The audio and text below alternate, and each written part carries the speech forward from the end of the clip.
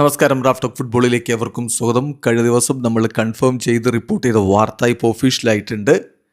Real മാഡ്രിഡിൻ്റെ യുവ super താരം Gonzalo Garcia ഇതാ ഫുൾഹാമിലേക്ക് ജോയിൻ ചെയ്തിരിക്കുന്നത്. ഒഫീഷ്യൽ പ്രഖ്യാപനം വന്നിരിക്കുന്നു.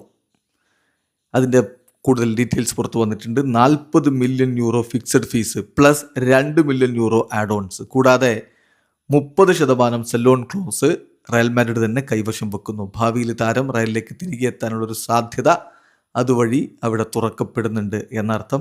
ഏതായാലും ഇതാ റയൽ മാഡ്രിഡിൻ്റെ താരം ഗോൺസാലോ ഗാർഷ്യ ഇംഗ്ലീഷ് ക്ലബ്ബായിട്ടുള്ള ഫുൾഹാമിലേക്ക് ജോയിൻ ചെയ്തിരിക്കുന്നു. അദ്ദേഹത്തോടൊപ്പം തന്നെ സെസാർ പലാസിയോസും ഫുൾഹാമിൽ ജോയിൻ ചെയ്തിട്ടുണ്ട് എന്നുള്ളതാണ് മറ്റൊരു ശ്രദ്ധേയമായിട്ടുള്ള കാര്യം.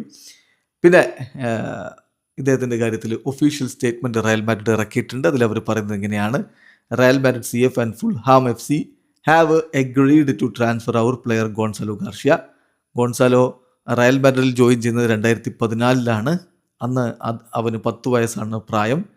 ക്ലബിൻ്റെ ആ ഒരു സീസൺ മുതൽ യൂത്ത് ടീമിലും മറ്റുമൊക്കെ ആയിട്ട് അവനുണ്ട്. ഫസ്റ്റ് ടീമിന് വേണ്ടി അവൻ കളിച്ചു തുടങ്ങി. അതുവഴി അവന് ക്ലബ്ബ് വേൾഡ് കപ്പിൽ കിരീടം ചൂടുകയുണ്ടായി, ലാലിഗ കിരീടം ചൂടുകയുണ്ടായി. ഗോൺസാലോ തീർച്ചയായിട്ടും ഒരു മാതൃകയാണ്. റയൽ മാഡ്രിഡിൻ്റെ വാല്യൂസ് കൃത്യമായിട്ട് റിഫ്ലക്റ്റ് ചെയ്യുന്ന ഒരാളാണ്. Our club thanks him for his commitment and dedication over all these years.